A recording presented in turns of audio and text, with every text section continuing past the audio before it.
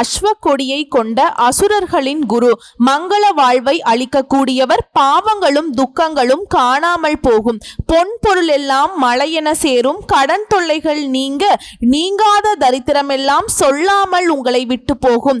நேத்திரன், பிருகு, பார்க்கவன், சுகி, போகி, மகிழன், வெள்ளி, கவி, அசுர குரு, புகர், களத்திரக்காரகன், மலைக்கோள், இதெல்லாம் ஒருத்தருடைய பேர். இவரை தான் நீங்க அதிபதியா கொண்டிருக்கீங்க. சுக்கிர பகவானை ராசி அதிபதியாக கொண்ட துலாம் ராசிக்காரர்களுக்கு வணக்கங்க. இவ்வளவு மகத்துவம் வாய்ந்த அருமை பெருமைக்கு சொந்தக்காரராய் இருக்கக்கூடிய சுக்கிர பகவானை அதிபதியா கொண்டாலும் துலாம் ராசியுடைய வாழ்க்கை எப்படி தெரியுமா? அந்த துலாபரம் மாதிரி ஏற்றம் இறக்கம் ஏற்றம் இறக்கம்னு சொல்லிட்டு நிலையில்லாத வாழ்க்கை. ஆனா உங்களுடைய அதிபதி ஒருத்தனுடைய ஜாதகத்துல நல்லா வலுவா இருந்தார்னு வச்சுக்கோங்களேன், அவங்களுக்கு கீழே 1000 பேர் வேலை செய்வாங்க. பெரிய மாளிகை, வண்டி வாகன வசதியோட, ஆபரண சேர்க்கையோட, ஊரே மெச்சக்கூடிய வாழ்க்கை. இதோட 10 விதமான போகங்களுமே இவர் தான் அருளக்கூடியவருங்க. ஓகேவா? ஒருத்தருடைய ஜாதகத்துல இவருடைய திசை நல்லா இருக்கு அப்படின்னா பூர்வ ஜென்ம புண்ணியமும் சேர்ந்துச்சுன்னா சொல்லவே முடியாதுங்க. அதி அற்புதமான பலன்களை நீங்க அனுபவிக்க முடியும். தெருவுல நடந்து போகக்கூடியவங்க திடீர்னு அரசு வாகனத்துல உயர்ந்த பதவியில போறதுக்கான வாய்ப்பை இவரால தான் அமையும். தொட்டதெல்லாம் பொன்னா மாறும், இவங்க கண்ணுல பட்டது எல்லாமே சுபமா மாறும். அதிர்ஷ்டங்களால சக வாழ்க்கையுமே வளங்களாக மாற்றி கொடுக்கக்கூடிய பலமான கிரகம் தான் இந்த சுக்கிர பகவான். இவரை தான் நீங்க அதிபதியா கொண்டிருக்கீங்க. கேட்கவே நல்லாதான் இருக்கு, ஆனா என்ன பிரயோஜனம்? இவர் எங்களுக்கு அதிபதியா இருந்தாலும் ஒரு பிரயோஜனமே இல்லைங்கிறது தான் துலாம் ராசிக்காரர்களுடைய ஒரு ஆதங்கம்னு வச்சுக்கலாம்.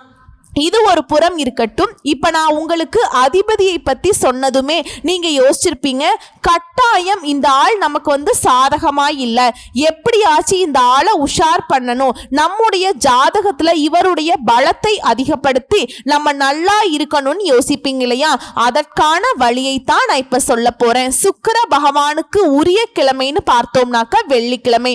பொதுவாவே நம்ம எல்லாருமே வெள்ளிக்கிழமைனா கட்டாயம் ஏதாவது தெய்வத்தை நம்ம வழிபாடு செய்வோம். இதுல மகாலட்சுமி தாயார வழிபாடு செய்யறதும் சிறப்பான நாள் இல்லையா?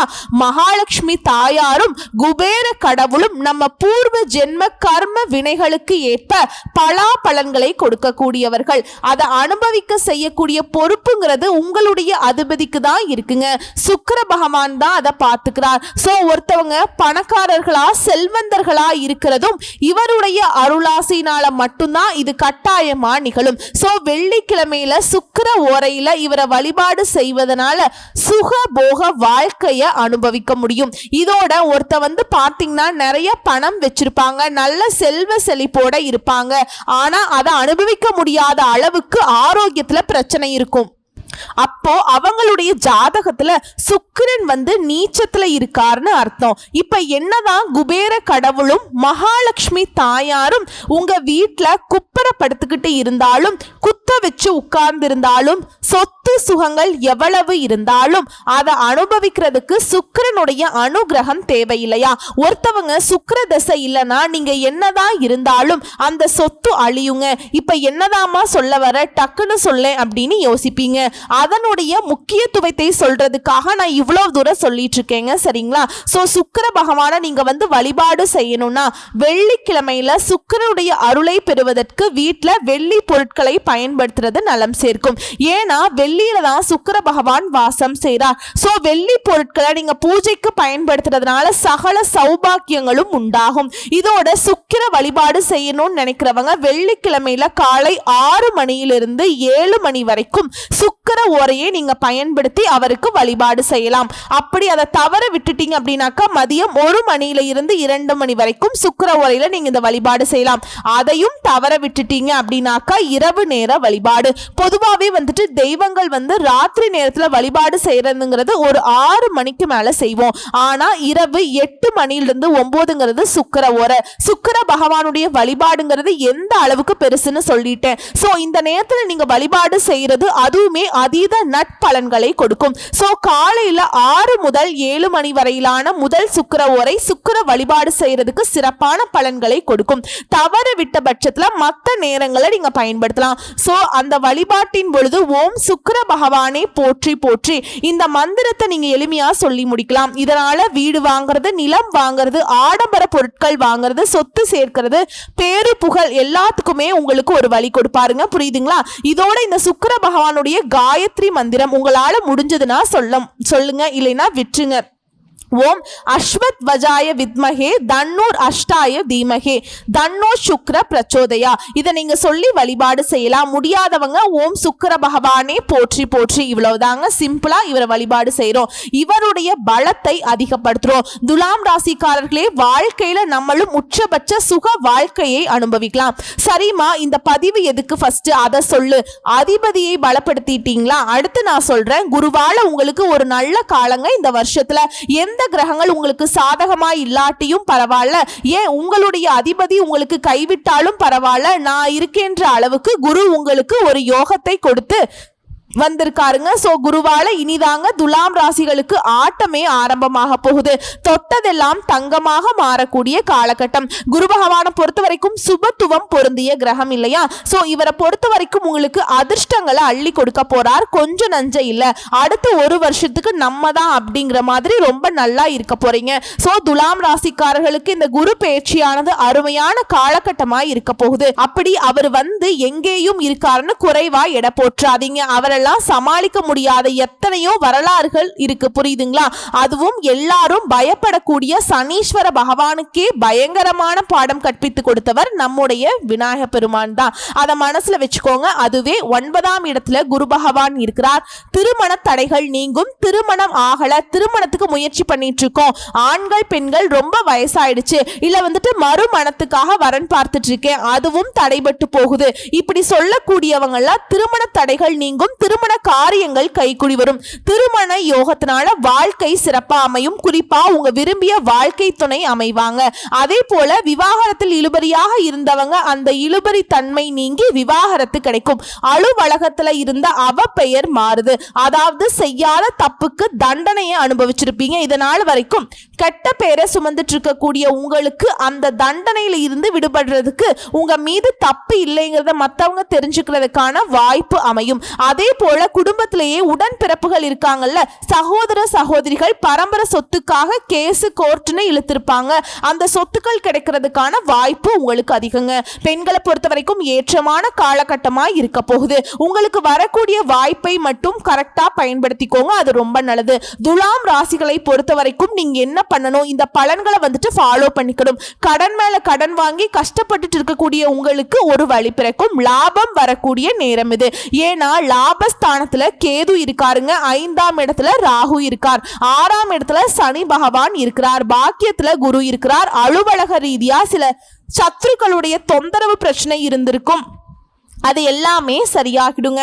அதே போல ராமேஸ்வரத்தில் உள்ள பதஞ்சை முனிவர் கோவிலுக்கு போயிட்டு வர்றது சிறப்புங்க. குடும்பத்தோட போயிட்டு வாங்க, அமோகமான பலன்கள் கிடைக்கும்.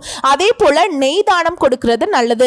துலாம் ராசிகளுக்கு ஜாக்பாட் யோகம் கிடைக்கும். நினைச்ச காரியங்கள் எல்லாமே நடத்தி முடிச்சுக்கக்கூடிய வாய்ப்பு அமையும். நீங்க எடுக்கக்கூடிய முயற்சிகள் எல்லாமே வெற்றி பெறக்கூடிய வாய்ப்பு இருக்கு. புதுசா நீங்க எடுக்கக்கூடிய படிப்புகள்ல வெற்றி பெறுவீங்க. முதல் 4 மாதங்கள் அப்படிங்கிறது எந்த ஒரு தடங்களும் இருக்காது. அதே போல திடீர் பணவரவு இருக்கும். அதே போல அரசியல் துறையில் இருக்கவங்களுக்கு எல்லாம் அரசியலே வேணாம்பா, விட்டு வெளியே போலான்னு நினைப்பீங்க. ஆனா திரும்பவும் நீங்க அதுக்கே போற மாதிரி மேல் இடத்திலிருந்து அழைப்பு வரும். இதோட மலை கோயில், கிராம கோயில், வட இந்தியாவில் இருக்கக்கூடிய கோயில்களுக்கு போகக்கூடிய யோகம் அமையும். ஆன்மீகத்துல அதீத நாட்டம் இருக்குங்க. துலாம் ராசியை குரு பார்க்கிறதுனால சுப பலன்கள் கிடைக்க போகுது. 3, 5ஆம் இடத்தை குரு பார்க்கிறார். சனி பகவான் 6ஆம் இடத்துல அமர்ந்திருக்கிறார். 25 ஆண்டுகளுக்கு பிறகுதான் இந்த துலாம் ராசிக்காரர்களுக்கு ஒரு மாற்றம் நிகழ போகுது. இது அருமையான காலகட்டமா அமைஞ்சிருக்கு. அம்மா எனக்கெல்லாம் இப்பதான் 5 வயசு 10 வயசு, எனக்கு அது 15 வயசு 18 வயசு இதெல்லாம் சொன்னா கூட சரிங்க. இந்த அமைப்புங்கிறது 25 வருஷத்துக்கு பின்னாடி இப்பதான் நிகழுங்கிறத நான் சொல்றேங்க. நல்ல எண்ணங்கள் வரும். ஆன்மீகம் தொடர்பான விஷயங்கள்ல நாட்டம் அதிகமாகும். இப்ப ஒரு சிலர் யோசிப்பீங்க, அப்ப என்ன எங்களுடைய எண்ணம் எல்லாம் கெட்ட எண்ணமா, இப்பதான் எங்களுக்கு நல்ல எண்ணம் வருமானு கேட்காதீங்க. அப்படி கிடையாது. எதுவுமே செய்யறதுக்கு ஒரு தயக்கம், பதட்டம், பயம் எப்படி இருந்துச்சு, நடக்குமா நடக்காதா, அந்த எதிர்மறை எண்ணங்கள் மாறுது. எதுவுமே முடியுங்க. நேர்மறையா யோசிக்க ஆரம்பிப்பீங்க, பாசிட்டிவா திங்க் பண்ணுவீங்கிறத தான் நான் சொல்றேங்க. அதே போல மேல் படிப்பு படிக்கக்கூடிய யோகம் அமையும். தொழில், வீடு, கோர்ட்டு கேஸ் வழக்குகள் இருந்த சிக்கல்கள் அனைத்துமே தீரப்போகுது. சிம்பிளா சொல்றேன், பொற்காலமா இருக்க போகுது. இதோட கேதுவுக்கு நீங்க பரிகாரம் செய்யறது நல்லதுங்க. கேதுவை நீங்க சரி கட்டணும்னா சிம்பிளா விநாயகர் பெருமான வழிபாடு செஞ்சா போதும். எப்பேற்பட்ட கிரக தோஷங்கள் இருந்தாலும் அது சரியாகிடும். கடுமையான வேலை கூட எளிமையாக முடிக்கிறதுக்கு விக்னங்களை தீர்க்கக்கூடிய விநாயகர் பெருமானை வழிகாட்டுவாருங்க. சிம்பிளா இருக்காரே, தெருவெல்லாம் இருக்காரே, இவர் வழிபாடு செஞ்சா எனக்கு மாற்றம் வருமான்னு நினைச்சிடாதீங்க. பெரியவங்க சொல்லுவாங்க இல்லையா, கடுகு சிறுத்தாலும் காரம் குறையாது. துலாம் ராசிக்காரங்க இந்த நேரத்துல ஏதேதோ கோயிலுக்கு போவீங்க, ஏதேதோ தெய்வங்கள் எல்லாம் வழிபாடு செய்வீங்க, மன நிறைவோட இருப்பீங்க. அப்படியே தெய்வத்துக்கும் பக்கமே இருக்கிற மாதிரி இருக்கும் உங்களுக்கு. சரிங்களா? குடும்ப விஷயத்துல கொஞ்சம் கவனமா இருந்துக்கோங்க. அறிமுகம் இல்லாத நபர்களை நம்ப கூடாது. சோசியல் மீடியால எல்லாம் பிரச்சனைகள்ல சிக்காம பார்த்துக்கோங்க. மற்றபடி எல்லாமே அதிர்ஷ்ட காலமா தான் இருக்கு. இதை கரெக்டா பயன்படுத்தக்கூடிய வகையில் தான் இது அதிர்ஷ்டமா இருக்கிறதும் இல்ல துரதிர்ஷ்டமா உங்களை கைவிட்டு போறதும் உங்க கையில தான். இதுல அஷ்டலட்சுமி வழிபாடு செய்யறதும் வெற்றியை கொடுக்கும். குரு உங்களுக்கு மதிப்பு, மரியாதை, நல்ல பெயரை கொடுக்கிறாருங்க. சமுதாயத்துல அந்தஸ்து உயரும். உள்ளத்தை தூய்மைப்படுத்தி உங்களுக்கு நல்ல எண்ணங்களை கொடுப்பார். பெருமாள் கோவிலுக்கு சென்று தாயார் சன்னதியில வழிபாடு செய்யறது நல்லது. அதே போல கோயில்கள்ல துலாபரத்தை பார்த்து வழிபாடு செய்யறது நல்லதுங்க. எப்படின்னா, இந்த கோயில்கள்ல குழந்தைகளுக்கு இடைக்கிடை காசு போடுறேன், இடைக்கிடைக்கு தான் நான் அதை போடுறேன் இதை போடுறேன் அப்படிங்கிற மாதிரி வேண்டுவாங்க இல்லையா, அதற்காக வைத்திருக்கக்கூடிய துலாபரத்தை துலாம் ராசிக்காரங்க கட்டாயம் பார்த்து வழிபாடு செஞ்சுட்டு வாங்க. உங்களுடைய வாழ்க்கையில ஏற்றம் வரும். எப்பவுமே துலாம் ராசிக்காரங்க நுண்ணறிவு பெற்றவங்க, பேச்சு சாதுரியம் அதிகமா இருக்கும். தன்னை தேடி வந்தவங்களுக்கு, தங்கிட்ட உதவின்னு வந்தவங்களுக்கு உதவி செய்யறதுல வள்ளல்கள். உங்களை பொறுத்த வரைக்கும் இதுவரைக்கும் பல விஷயங்கள்ல ஒதுங்கி இருந்திருப்பீங்க, ஒரு மாதிரி இருட்டு வாழ்க்கைய வாழ்ந்திருப்பீங்க. இனி வெளிச்சத்துக்கு வரப்போறீங்க. முதல் மரியாதை கிடைக்கும். வராத பணம் கைக்கு வரும். தந்தையார் கிட்ட உங்களுக்கு இருக்கக்கூடிய மன கசப்புகள் நீங்கும். தந்தை வழி சொத்துக்கள் உங்களை சேரும். குடும்பத்துல பிரிஞ்சு போனவங்க ஒன்று சேர போறீங்க. பண வரவு அதிகரிக்கும். எதிர்ப்புகள் விலகும். கோர்ட்டு கேஸ் வழக்குகள்ல உங்களுக்கு சாதகமான தீர்ப்பு கிடைக்கும். இதுவரைக்கும் வாடகை வீட்டுல இருந்தவங்க சொந்த வீட்டுல குடியேறக்கூடிய வாய்ப்பு இருக்கு. அதே போல உங்களுக்கு திருமண தடைகள் விலகுது. திருமண யோகம் இருக்கிற மாதிரி உங்களுடைய மகனுக்கோ மகளுக்கோ திருமண வாய்ப்பு அமையும். உங்களுக்கு அப்படின்னாவே திருமண வயதில் இருக்கக்கூடிய துலாம் ராசி, அதே உங்களுடைய மகனுக்கோ மகளுக்கோ சொன்னாக்கா திருமணமாகி உங்களுடைய பிள்ளைகளுக்கு திருமண வயது வந்திருக்கும் இல்லையா, கொஞ்சம் வயதானவர்கள், அவர்களுக்கு சொல்றேங்க. அதே போல தள்ளி போன திருமணம் கைக்குடி வரும். வீடு வாங்கக்கூடிய அமைப்பிற்கு, கடன் வாங்கி வீடு கட்டக்கூடிய யோகம் இருக்கு. கோர்ட் கேஸ் வழக்குகள் சாதகமாக இருக்கும். சோர்வு நீங்குது. உற்சாகம் பிறக்கும். குறிப்பா ஆரோக்கியம் சிறப்பா இருக்கு, மிக சிறப்பா இருக்குங்க. தோற்ற பொலிவு கூடும். தயக்கம், தடுமாற்றம் எல்லாமே நீங்க போகுது. கையில பணம் பொருளும். வருங்காலத்தை மனசுல வச்சுட்டு சேமிக்க தொடங்குவீங்க. குடும்பத்துல கலகலப்பான சூழல் ஏற்படும். கணவன் மனைவிக்கிடையே மனம் விட்டு பேச போறீங்க. 3ஆம் இடத்தை குரு பார்க்க சொத்து சேர்க்கை இருக்குது. எதிர்பார்த்த வகையில பண வரவு இருக்கு. பலருக்கு நகை ஆபரணங்கள் சேரும். செய்யக்கூடிய தொழில இருந்த கஷ்ட நிலை மாறுது. 5ஆம் மற்றும் 6ஆம் வீட்டை குரு பார்க்கிறாருங்க. இந்த இடம் குழந்தை பாக்கியத்துக்கான வாய்ப்பு கொடுக்கக்கூடிய இடம். திருமணமாகி ரொம்ப நாள் ஆயிடுச்சு, பார்க்காத வைத்தியம் இல்ல, போகாத கோயில் கொலை இல்ல, அவங்க சொன்னாங்க இவங்க சொன்னாங்க எங்கேயோ போயிட்டு வந்துட்டோம் அப்படின்னு சொல்றவங்களுக்கு பிள்ளை பேரு கிடைக்கும். ஆதாயம் இருக்குங்க. பிள்ளைகளால ஆதாயம் சேரும். பிள்ளைகளால பெருமைகள் சேரும். அதே போல கடன் பிரச்சனைகள் கட்டுக்குள்ள வரும். வாங்கிய கடனை சுத்தமா அடைச்சிருவீங்க.